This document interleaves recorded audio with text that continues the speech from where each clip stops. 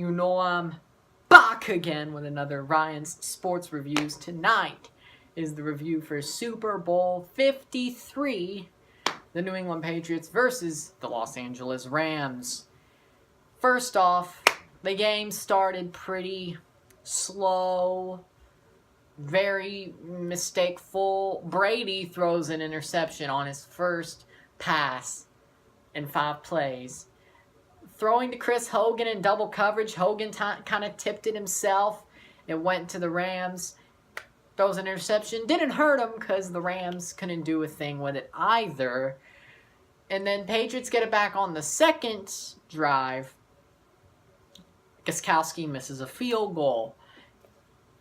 Like, it goes 0-0 till the end of the first quarter.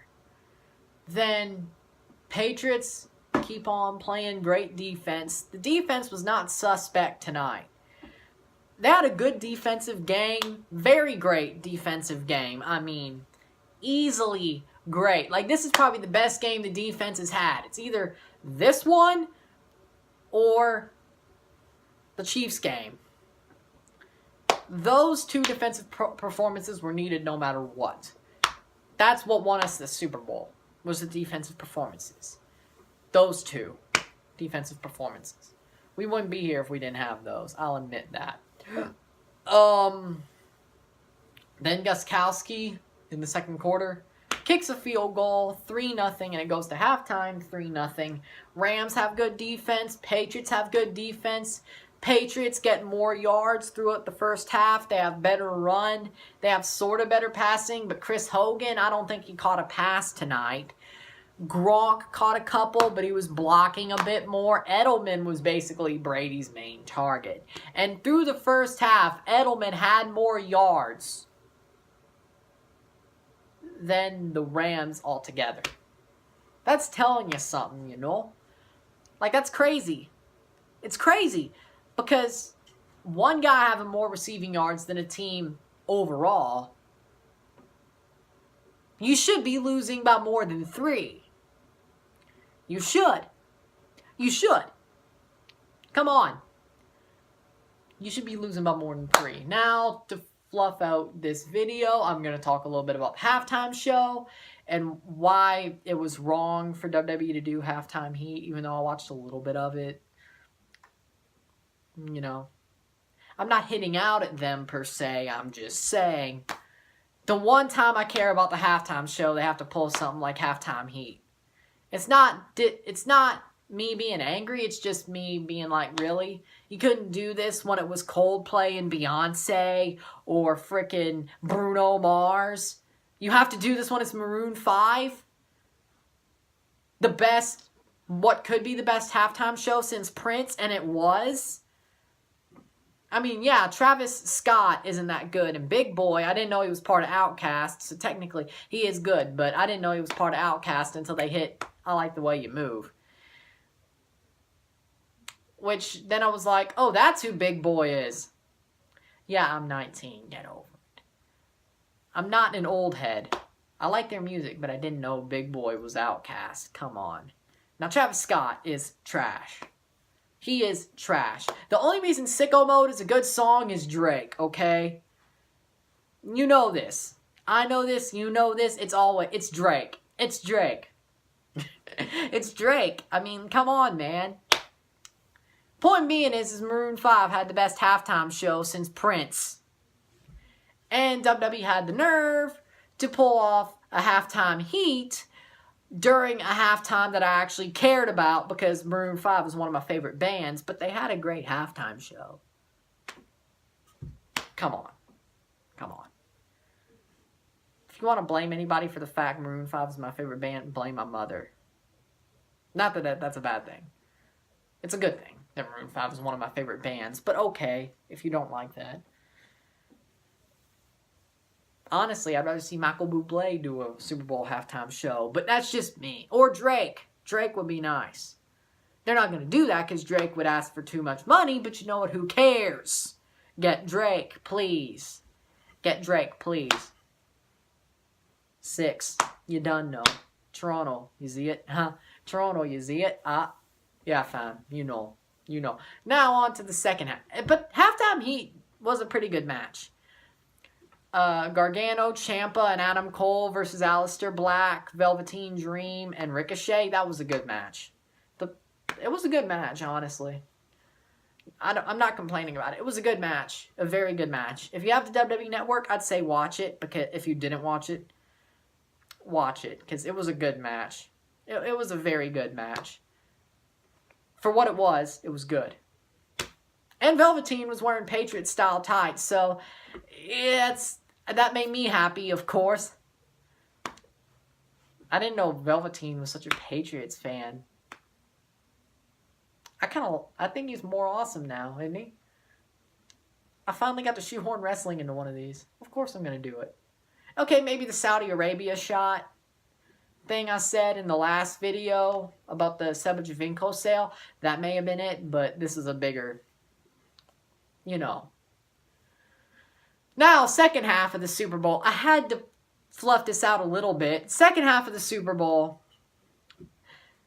Patriots keep on screwing around, but they still have good defense except for one drive, and the Rams get a field goal, 53 yards, and I really should have seen Zerline getting that because I think the field goal for them to win the NFC title game was 56 yards, and it would have been good from like 65. Zerline is automatic. Dude, Rams fans, if I were you, don't get rid of Greg Zerline. If you have if he has the chance, pay the man. Whenever he hits free agency, pay the man. I don't care. He's the next Adam Vinatieri. Stephen Gostkowski. Yes, when Stephen Gostkowski retires, the Patriots are going to have a problem finding another good kicker. But you guys, I don't think they're going to be able to get Zerline. I would like it. But, dude, Zerline is automatic. Dude is automatic. I don't know how he missed that last field goal in the game attempt, but dude is automatic. Dude is straight automatic. He's great. He's great.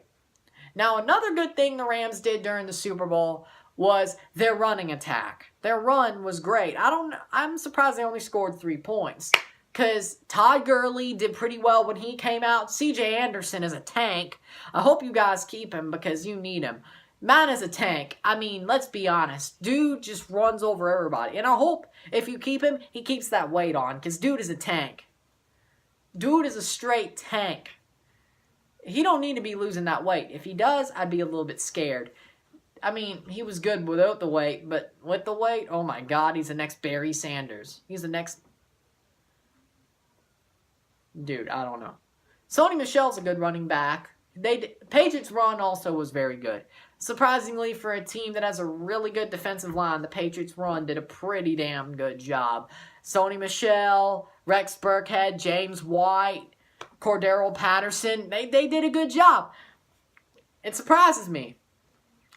The reason why I think this game was so low scoring, though, I'll get to the last couple of scoring drives later, but the reason I think this game was so low scoring is because of the fact Tom Brady just can't deliver when people really pressure him. Like, that's the one thing I was worried about in the Super Bowl. The Rams' defensive line. Aaron Donald, Ndamukong Suh, those guys. Because if Brady... You've seen it against the Giants. The Giants' Super Bowls are the perfect thing that's like, oh yeah, Brady can't perform when he's getting hit. When he's under pressure, he can't perform. When he's under, like, person pressure... penetration pressure. That is when Brady can't perform. But when he's against like any other type of pressure, he can perform. But I'm talking about defensive line pressure, seven in the box, the A gap, you know, defensive line pressure.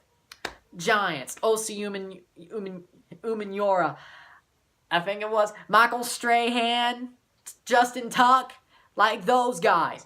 That's what scared me about the Rams. When I saw it was Patriots-Rams, I'm like, it's going to be if we lose this game, it's going to be because Brady was so damn pressured, and he got hit at least 3 or 4 times, or sacked 3 or 4 times. And I'm like, well, Dante Scarnecchia and the offensive line have not allowed a sack. Dante Scarnecchia's offensive line has not allowed a sack in the whole playoffs. And I think they only allowed 2 this game. It was either 1 or 2. But against the Rams, who were Aaron Donald, Ndamukong Suh, and they're the guys who are supposed to sack Tom Brady, and that's their key to the game is get to Tom Brady. And Skarnecchia still kept him out pretty damn well. Or if it was a hit in the backfield, it was the running back. So it didn't really hurt the tempo of the game as much. But maybe because Brady threw it away more. He made his throws quick. They gave him enough time to make throws. And that's what matters. The offensive line of the Patriots. That's what matters. And if you think about it, you see, it's kind of crazy. Because when Brady gets pressured, that's when you know. Like the Broncos AFC title game. That's a perfect example.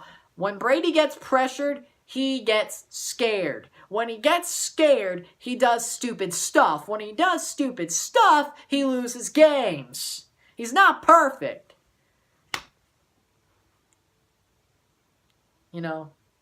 So, Patriots have the ball in the fourth quarter. They get it down the field. Late in the fourth quarter, touchdown.